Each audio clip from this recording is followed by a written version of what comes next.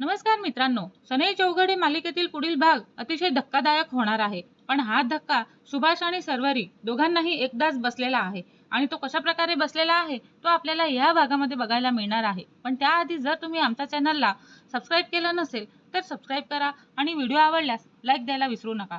तर आपण पाहतो की सकाळपासूनच पमाच्या घरामध्ये आनंदाचं वातावरण असतं, कारण घरामध्ये सर्वजण गौतम आणि अशावरीच्या लग्नाच्या तारखेची आतुरतेने वाट पाहत असतात.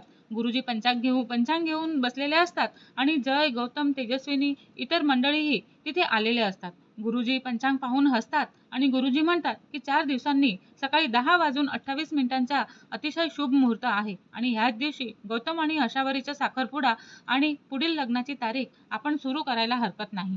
हे ऐकताच घरामध्ये आनंदाची लाट पसरते. गौतमच्या चेहऱ्यावरती आनंद ओसंडून वाहत असतो आणि लगेच अशावरीच्या चेहऱ्याकडे बघतो तर ती पण लाजून मान खाली घालते. पमा दोघांच्या डोक्यावरून हात फिरवून त्यांना आशीर्वाद देत असते आणि पमा म्हणते, देवाची कृपा आहे, अखेर आपल्या मुलांचं सुख पाहायला मिळणार आहे. गौतम आणि अशावरी दोघेही गुरुजींच्या पाया पडतात. गुरुजी म्हणतात की नेहमी आनंदात राहा, एकमेकांचा विश्वास कधीही तोडू नका. गौतम आनंदात जवळ येतो आणि गौतम म्हणतो, दादा आता खरंच सगळं छान होणार आहे. जय त्याच्या खांद्यावरती हात ठेवतो आणि जय पण म्हणतो, होईल, पण जबाबदारीही तितकीच वाढणार आहे गौतम. तेव्हा गौतम हसतो आणि तेवढ्यातच तो शर्वरीकडे पण वळतो. तो म्हणतो की शर्वरी ताई, आम्ही आता थेट ऑफिसलाच जाणार आहोत, तू पण चल ना, उशीर होईल. तेव्हा क्षणभर संपूर्ण घरामध्ये शांतता पसरते. शर्वरीच्या चेहऱ्याचा रंगच उडतो आणि तिच्या हातातील पाण्याचा ग्लास थरथरू लागतो. जयलाही लगेच काहीतरी चुकल्याची जाणीव होते. पमा आणि सुभाष हे दोघंही एकमेकांकडे पाहू लागतात. पमा म्हणते, ऑफिस? तेव्हा सुभाष पण गंभीर आवाजात म्हणत असते की कोणतं ऑफिस? तेव्हा गौतम अजूनही काहीच न समजून सहजपणे उत्तर देतो. गौतम म्हणतो, अहो दादाच्या ऑफिसमध्ये शर्वरी ताई पण ऍडमिट म्हणून काम करते ना. हे ऐकताच सुभाषच्या चेहऱ्यावरचा आनंद एका क्षणामध्ये नाहीसा होतो. शर्वरी खाली मान घालते आणि सुभाष म्हणतो, शर्वरी तू हळूहळू बाबांकडे पाहते आणि सुभाष म्हणतो, हे खरं आहे का? तेव्हा शर्वरी काहीच बोलत नाही आणि ती घाबरलेली असते. सुभाष म्हणतात का मी विचारतोय खरं आहे का? तेव्हा शर्वरीच्या डोळ्यामध्ये पाणी येतं. शर्वरी म्हणते, हो बाबा. तेव्हा सुभाषचा आवाज आणखीनच कठोर होतो. सुभाष म्हणतो, म्हणजे तू इतके दिवस आमच्याशी खोटं बोलली होतीस तर पमा हादरून जाते. पमा म्हणते, शर्वरी तू आम्हाला सांगितलं का नाही? तेव्हा शर्वरी रडतच बोलते, का आई, माझा हेतू खोटं बोलण्याचा नव्हता. सुभाष म्हणतो, मग काय हेतू होता तुझा? पुन्हा एकदा माझा विश्वास तोडायचा असं होतं का? तेव्हा जय मध्येच बोलण्याचा प्रयत्न करतो. जय म्हणतो, काका कृपया आधी तिचं पूर्ण ऐकून तर घ्या.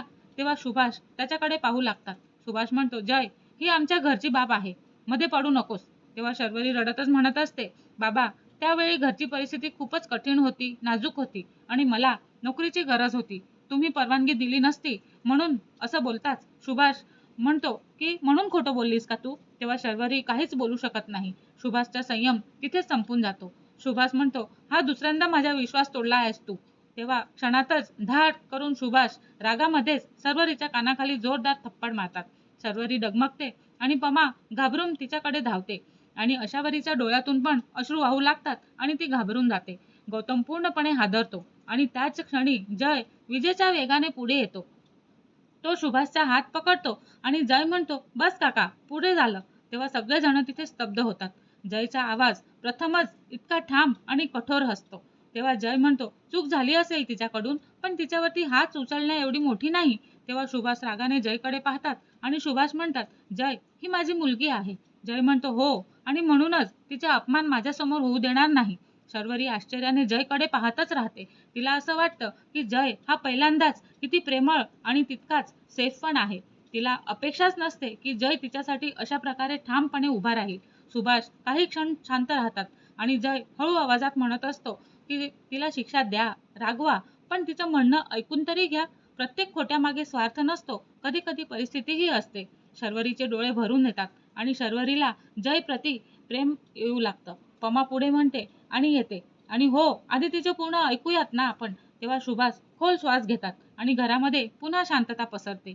दूर उभी असलेली तेजस्विनी मात्र हे सगळं पाहून मनामध्ये हसतच असते आणि तिला आनंद होत असतो. तेजस्विनी मनामध्ये म्हणते, खूप छान, आता ह्या एका सत्यामुळे पमाच्या घरामध्ये अविश्वास निर्माण होईल आणि ह्याच अविश्वासाचा फायदा आता मला पुढच्या गावात मिळणारच आहे.